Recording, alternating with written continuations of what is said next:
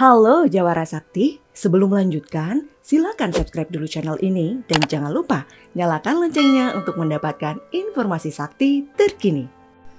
Selamat datang di video panduan penggunaan aplikasi Sakti. Kali ini kita akan mempelajari tentang perekaman data kontrak tahunan pada modul komitmen.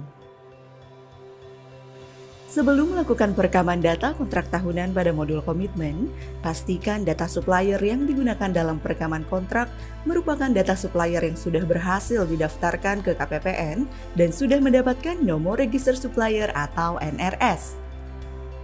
Menu yang digunakan untuk melakukan perekaman data kontrak tahunan adalah menu pencatatan kontrak pada modul komitmen. Yang dapat melakukan proses perekaman data kontrak tahunan adalah pengguna sebagai operator modul komitmen. Pertama-tama, login menggunakan user operator modul komitmen. Buka menu komitmen, RUH, pencatatan kontrak. Akan muncul formulir sebagai berikut. Klik tombol rekam untuk melakukan perekaman data kontrak baru. Akan terbuka formulir perekaman kontrak pada tab kontrak atau contract header sebagai berikut. Lengkapi isian pada bagian ringkasan kontrak. Pada tipe kontrak, pilih annual year untuk kontrak tahunan. Dan pada kolom tipe komitmen, pilih kontrak. Selanjutnya, pada bagian informasi supplier, klik tombol cari supplier. Akan muncul lookup supplier. Pilih supplier yang digunakan, lalu klik tombol pilih. Selanjutnya, lengkapi isian pada bagian data kontrak. Isikan nomor dan tanggal kontrak sesuai dengan dokumen kontrak. Pada kolom KPPN, pilih kode KPPN Mitra Kerja Satker. Isikan informasi data pinjaman atau hibah luar negeri apabila sumber dana dari loan atau hibah. Pada kolom mata uang, pilih mata uang yang digunakan pada kontrak. Gunakan kode IDR untuk mata uang rupiah. Apabila mata uang yang digunakan selain IDR, isikan kolom tipe kurs. Selanjutnya, isikan nilai kontrak. Pada kolom uraian kontrak, isikan informasi uraian pekerjaan sesuai dengan dokumen kontrak. Isikan kolom jangka waktu pelaksanaan dan jangka waktu pemeliharaan.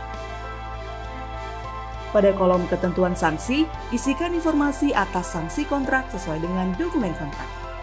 Pada kolom koordinat, klik tombol di sebelah kanan untuk mengisikan informasi terkait koordinat lokasi pengerjaan kontrak.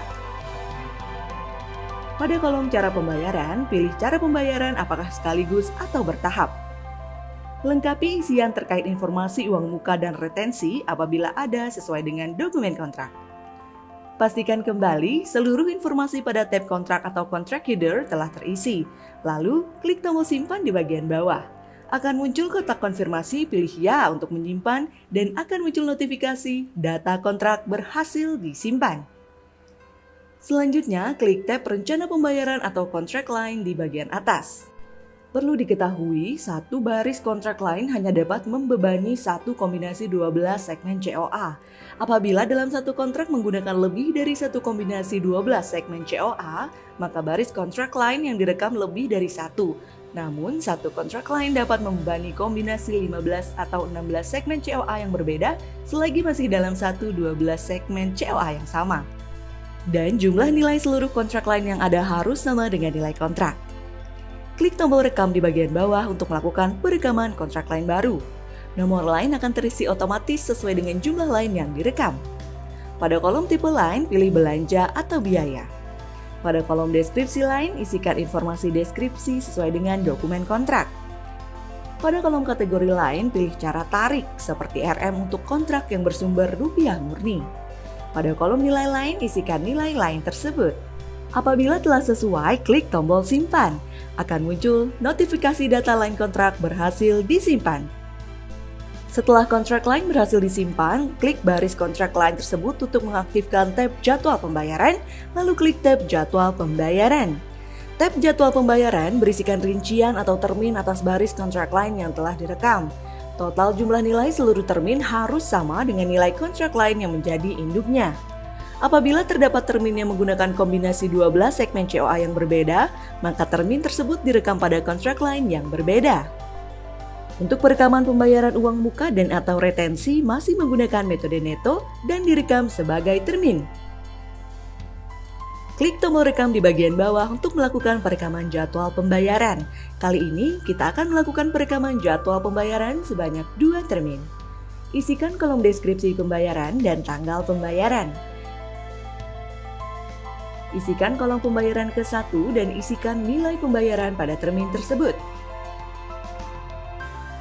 Klik tombol simpan. Selanjutnya, klik tombol rekam kembali untuk melakukan perekaman jadwal pembayaran yang kedua. Isikan kolom deskripsi pembayaran dan tanggal pembayaran. Isikan kolom pembayaran kedua dan isikan nilai pembayaran pada termin tersebut. Klik tombol simpan. Setelah jadwal pembayaran berhasil disimpan, selanjutnya perekaman informasi distribusi COA untuk masing-masing termin yang sudah direkam. Klik termin ke-1 untuk mengaktifkan tab distribusi COA, lalu klik tab distribusi COA.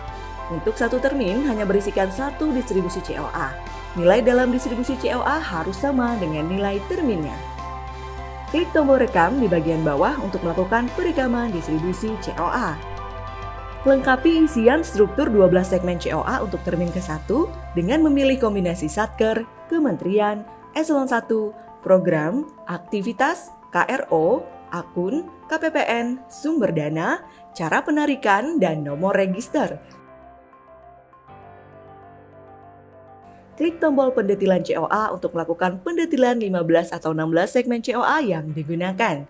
Akan muncul kotak dialog pendetilan COA, lalu klik tombol tambah. Pada kolom kode COA, klik tombol cari di sebelah kanan, akan muncul formulir cari detil COA. Pilih detil COA yang digunakan dan klik OK. Pada kolom nilai, isikan nilai sejumlah nilai pada termin, lalu klik tombol simpan. Jika telah tersimpan, klik tombol keluar untuk keluar dari kotak dialog pendetilan 15 atau 16 segmen COA. Lalu, klik tombol simpan pada struktur 12 segmen COA, akan muncul notifikasi data distribusi COA berhasil disimpan. Setelah berhasil melakukan pendetilan distribusi COA untuk termin ke-1, kembali ke tab jadwal pembayaran untuk memilih termin kedua dan melakukan pendetilan distribusi COA untuk termin kedua. Lakukan pendetilan distribusi COA untuk termin kedua sesuai dengan langkah-langkah sebelumnya.